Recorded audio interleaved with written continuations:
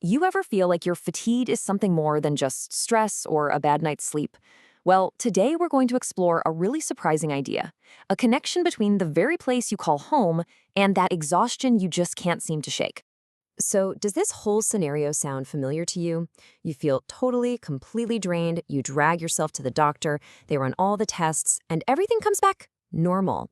It is an absolutely maddening experience, and it leaves millions of people just searching for an answer. And the symptoms themselves, they're often kind of vague, but they are relentless. This isn't just about feeling a bit sleepy. It's a constant, deep exhaustion, a brain fog that makes it impossible to focus, those nagging headaches, and just this low-grade irritation in your eyes and throat, maybe even feeling a little short of breath. And here's where it gets really strange. This is the disconnect at the heart of the whole problem. You feel genuinely sick, right? But every single standard medical test, your blood work, CT scans, lung function tests, they all say you're perfectly healthy. This is why people get stuck with these vague labels like chronic fatigue. But what if the cause isn't actually in your body at all? And that thought brings us to the scene of the crime. Let's shift our investigation away from you for a second and turn our attention to the one place you probably spend most of your time, your home. So, how in the world did our homes become suspects?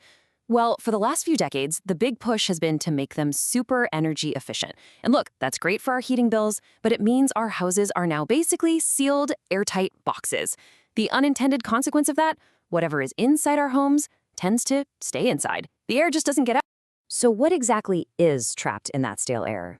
Well, meet our primary culprit, volatile organic compounds, or VOCs for short. Think of these as invisible chemical gases that are constantly being released. It's a process called off-gassing from the very stuff our homes are built and furnished with. And they are literally everywhere. The glues holding your plywood together, that new vinyl wallpaper, the fresh coat of paint on the walls, the fire retardants that are in your couch cushions, even the carpet under your feet. All of these everyday items are just continuously leaking a cocktail of chemicals into the air that you're breathing day in and day out.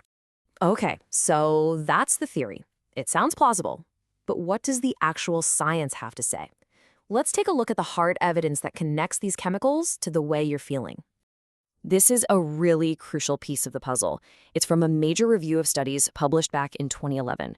What the researchers found was a direct, significant link between higher levels of VOCs and those exact symptoms we're talking about, fatigue and headaches.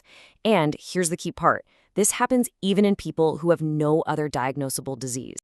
And other studies get even more specific, naming names. You can see how certain chemicals are tied to certain effects. That formaldehyde from glues and plywood we mentioned, yep, linked to irritation and fatigue. Toluene, which you find in paints, systemic fatigue, and headaches. The science is just crystal clear. These specific chemicals have real, measurable effects on how we feel. And we even have a number, a sort of tipping point. Research shows that once the total concentration of all these VOCs in the air gets above 200 micrograms per cubic meter, the number of people reporting symptoms like fatigue goes way up. So this isn't just a vague feeling, it's a measurable environmental exposure. Okay, so we know the suspect, VOCs, and we've seen the evidence linking them to the symptoms. But how does it actually work?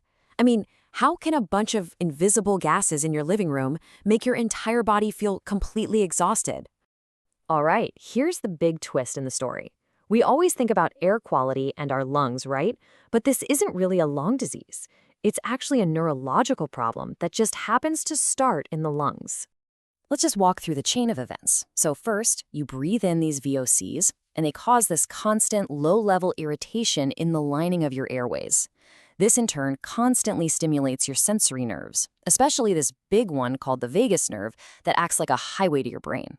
This sends a non-stop stream of alert or threat signals up to your brain. Your brain, trying to deal with what it thinks is a constant emergency, just burns through its mental and physical energy, which leads directly to that deep, chronic fatigue. And this quote just sums it up perfectly. It's a problem that starts with your breathing, but ends up messing with your nervous system and your energy. Your lungs themselves might be totally fine, but they're the gateway for a signal that is just draining your brain dry. Now for the most important part. Understanding all this is one thing, but what can we actually do about it? Because this isn't about just accepting a life of being tired. It's about finding a whole new path to feeling well again. And the solutions, thankfully, are really practical. First and foremost, ventilation. Just opening your windows every day to flush out that stale air can make a huge difference. You can also use air purifiers, but make sure they have a carbon filter, because that's what traps these gases. When you're renovating or buying new furniture, look for low VOC or zero VOC labels. And you know what? Tell your doctor about this. Mention your home's age, or if you've recently renovated, it's important context. This really represents a massive shift in how we think about this stuff. The answer to this kind of fatigue might not be found in a pharmacy. The most powerful treatment is actually changing the environment that's causing the problem to begin with. I really want to leave you with this idea because it is so, so important. If you have been struggling with this, please know that it is not a weakness. It's not some personal failing on your part. It can be a direct, physiological response to something measurable in your environment. You're not the problem. The air you're breathing might be.